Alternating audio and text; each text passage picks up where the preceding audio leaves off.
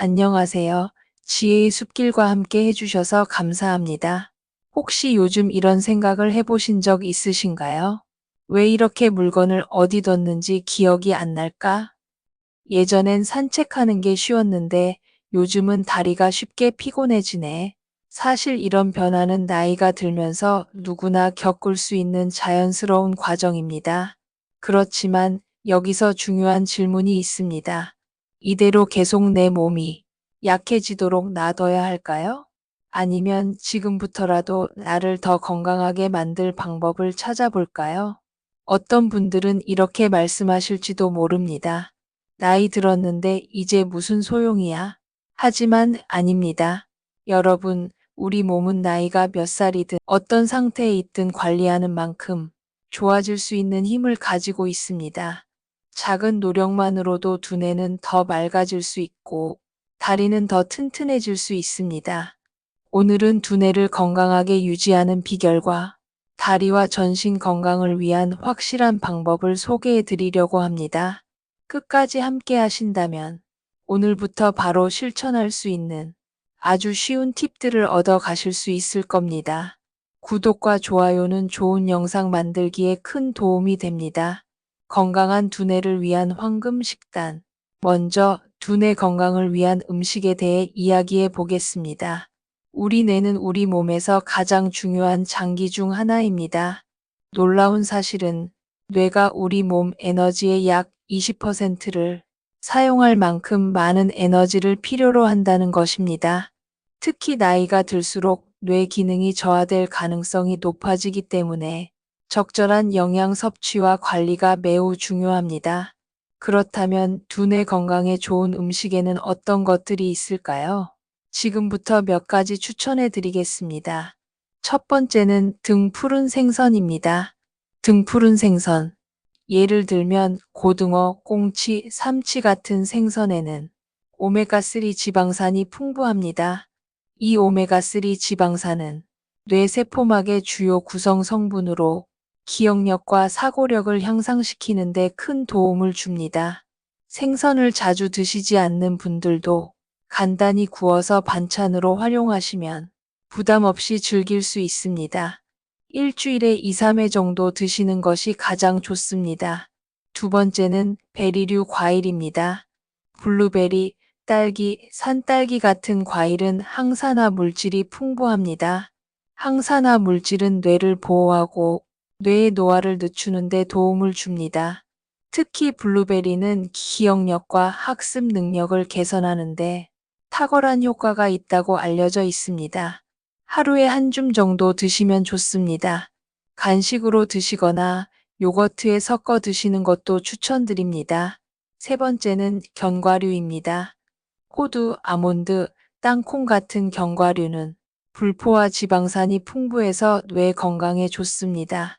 특히 호두는 모양이 뇌와 닮아서 더욱 친근하게 느껴지실 텐데요. 실제로 기억력 향상과 뇌 기능 활성화에 도움을 준다고 합니다. 하지만 견과류는 칼로리가 높기 때문에 하루에 한 줌 정도 약 30g 이내로 드시는 것이 좋습니다. 네 번째는 녹색 채소입니다. 시금치, 브로콜리, 케일 같은 녹색 채소는 비타민 K와 미네랄이 풍부해 뇌 기능을 활성화하고 기억력 감퇴를 예방해 줍니다. 채소는 생으로 먹기 어렵다면 살짝 데쳐서 나물로 드시는 것도 좋은 방법입니다. 아침 식사에 녹색 채소 한 가지를 포함하면 하루가 더 활기차게 시작될 것입니다. 두뇌를 위한 생활 습관. 이제 음식뿐 아니라 두뇌 건강을 지키기 위한 일상 속 습관에 대해 이야기해 보겠습니다. 식단만큼이나 중요한 것이 바로 생활 습관이기 때문입니다. 첫 번째는 규칙적인 운동입니다. 운동은 두뇌에 산소를 충분히 공급해주고 뇌세포를 활성화하는 데 큰 도움을 줍니다. 걷기 운동만으로도 충분합니다. 하루 30분 정도 천천히 걸어보세요. 아침에 동네 한 바퀴를 돌거나 가까운 시장에 걸어 다니는 것도 좋은 방법입니다. 두 번째는 충분한 수면입니다. 잠은 우리 뇌 건강을 지키는데 매우 중요한 역할을 합니다. 수면 중에는 뇌가 하루 동안 쌓인 피로를 풀고 새로운 기억을 저장하는 작업을 하기 때문입니다. 매일 밤 같은 시간에 잠들고 같은 시간에 일어나는 규칙적인 수면 패턴을 유지해 보세요. 또한 낮잠을 주무실 때는 30분 이내로 제한하는 것이 좋습니다. 세 번째는 두뇌 자극 활동입니다. 두뇌를 꾸준히 자극하는 활동은 기억력과 사고력을 높이는 데 효과적입니다. 퍼즐, 낱말 맞추기, 바둑, 장기 같은 게임을 즐겨보세요. 요즘은 스마트폰 앱을 통해 간단히 두뇌를 훈련할 수 있는 게임도 많습니다. 다리 건강과 전신 건강을 위한 실천법. 다음으로 다리 건강에 대해 이야기해 보겠습니다. 다리는 우리 몸의 기둥 역할을 합니다. 다리가 튼튼해야 몸 전체가 건강할 수 있죠. 하지만 나이가 들수록 다리 근육은 자연스럽게 약해질 수 있습니다. 이를 근감소증이라고 하는데요. 예방하기 위해 단백질과 칼슘 섭취를 꾸준히 하면서 근육 운동을 병행해야 합니다. 단백질은 근육을 유지하는 데 필수적입니다.